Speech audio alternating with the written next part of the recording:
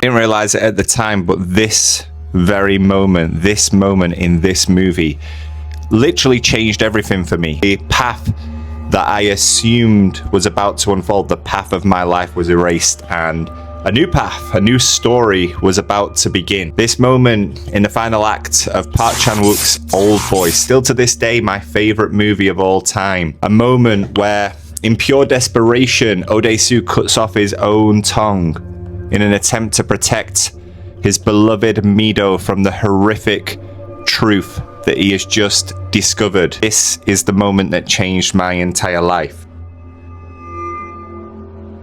But let me give you some context here. Let me give you some context. Because this isn't a Oldboy review, nor is it an analysis or a breakdown. There's plenty of videos like that already online. I've enjoyed many of them myself down the years. But having studied film and never really gone down that path career-wise, I've always wanted to be a part of the conversation. So I've decided that this is going to be my contribution. Now, I have loved movies all my life, but everyone says that, right? Though I have loved horror movies all my life. Luckily, a good friend of mine who I grew up with, he has the same mindset, the same perspective. So together we used to seek out the most horrifying, the most disturbing movies. In fact, one of my other favorite movies of all time, completely different to Oldboy, but very similar when you think about the story. A story of a man locked up in confinement for 15 years, only to finally find his freedom and wreak havoc throughout the rest of that movie's duration. But I digress. We are not talking about that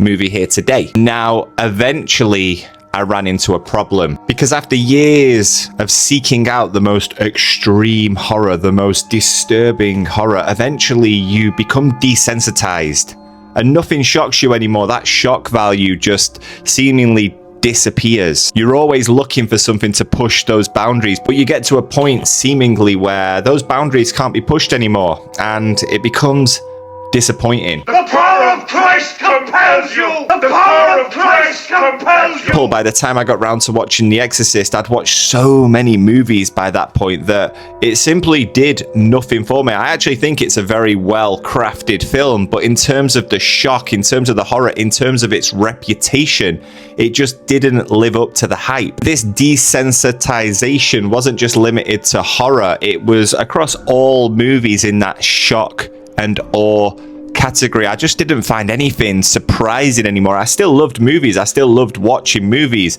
but I didn't find anything shocking. I wasn't finding those movies that left you sat there at the end questioning what you had just seen, asking questions about what you had just seen. And to me, they are the greatest movies. Looking back on this now, I realize I was limiting myself in what movies I was actually watching. I was watching the same kind of movie over and over again. Nowadays, we have so many websites, magazines, and particularly YouTube channels that discuss every single niche imaginable, all those dark movies. You can find the recommendations. Once you find something, you can find something even darker, even more horrifying. But back then, my resources were much more limited. And I think Total Film Magazine's list of the top 20 horror films of all time probably wasn't designed for a horror nerd like myself. It was probably designed for a more general audience who are just looking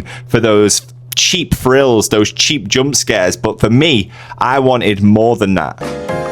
Welcome to Film 2009, where drama is never a crisis. Now, back in the early 2000s, anyone from the UK might remember that there was this Monday night TV show called Film, hosted by Jonathan Ross. Basically, he would review whatever movies were to be released that week. But as you got further into the show, he started to venture out a little from the obvious Hollywood choices, and he would talk about international movies towards the very end of each episode. And that is where I first saw it, Oldboy.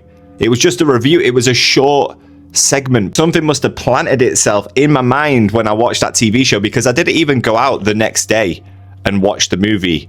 I actually came across it years later when I was at university. Living in a share house at the time, and we had just watched another one of my now all-time favorite movies, The Notebook.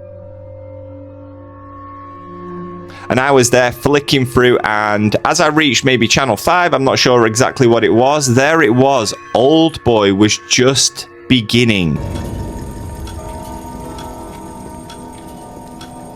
So let's talk about experiencing Oldboy for the first time, because I've probably watched it 50 to 60 times by now. But the first time I watched this movie, it sticks with you. When we watch movies, we often discuss the weaving of narratives, separate storylines that eventually come together. And oftentimes we can see how these storylines are going to eventually collide. But the beauty of Oldboy, in my opinion, is that for much of the runtime, we have got absolutely no idea what is going on, how all these different characters, these people, these separate stories are all going to come together in the end. And it all comes down to that final act where Odesu, thinking he has all the answers, finally confronts Ujin in his penthouse. And this is literally one of the most gripping exposition dumps in film history, because just as Odesu thinks he has the answers, that he's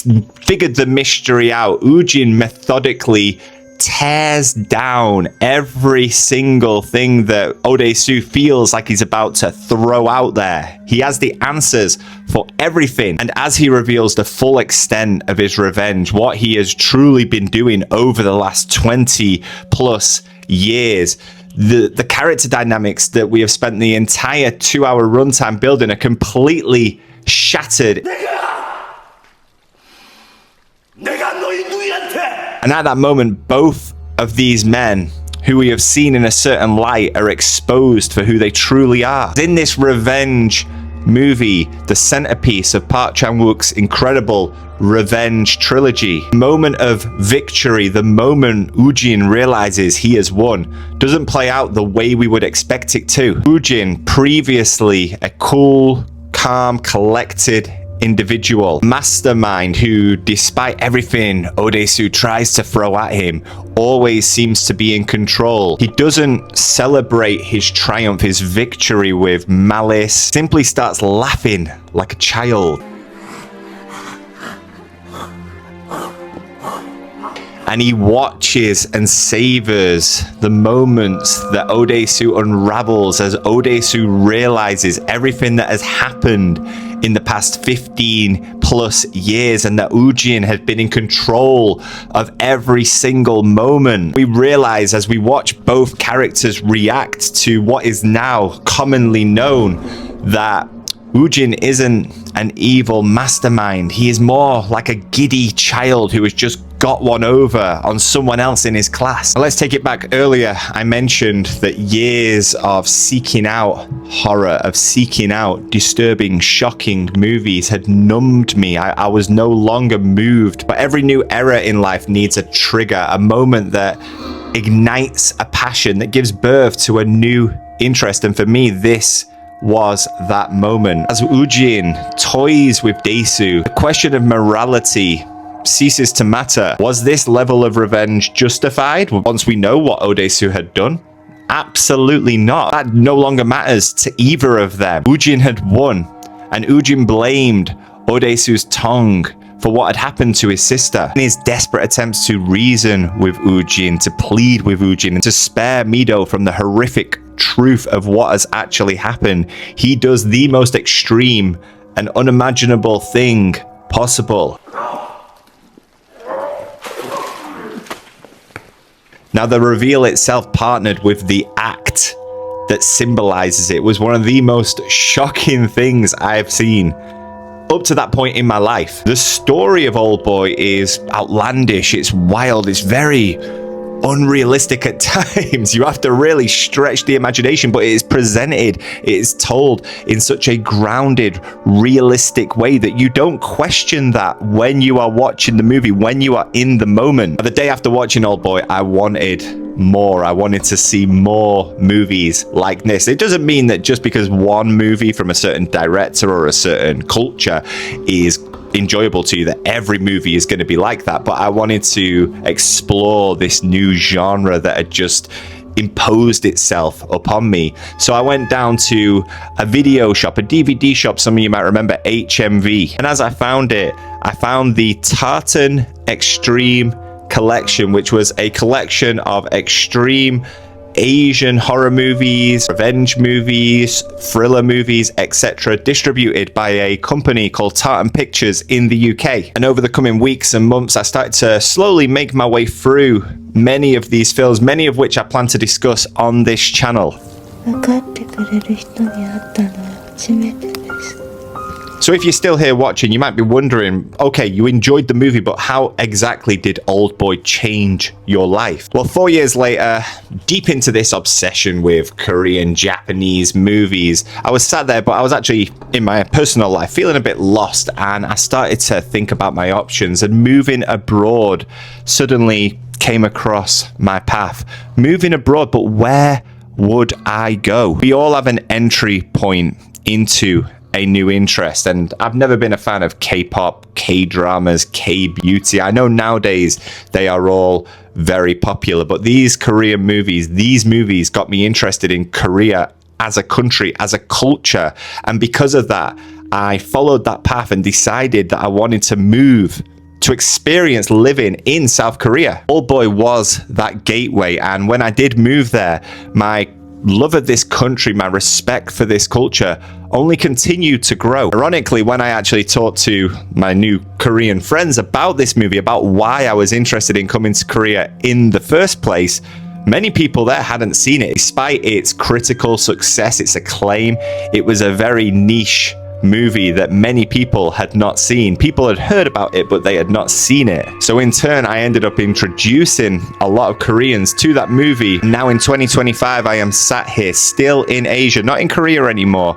but still in Asia. Had I not watched that movie that night, had I not been flicking through, had I not seen that Jonathan Ross review all those years ago, maybe I wouldn't have stopped on that channel, watched that movie, became interested in this culture, and ended up moving to the other side of the world. So I asked myself, did this movie change my life? Well, in my opinion, it absolutely did, and I am extremely grateful for it.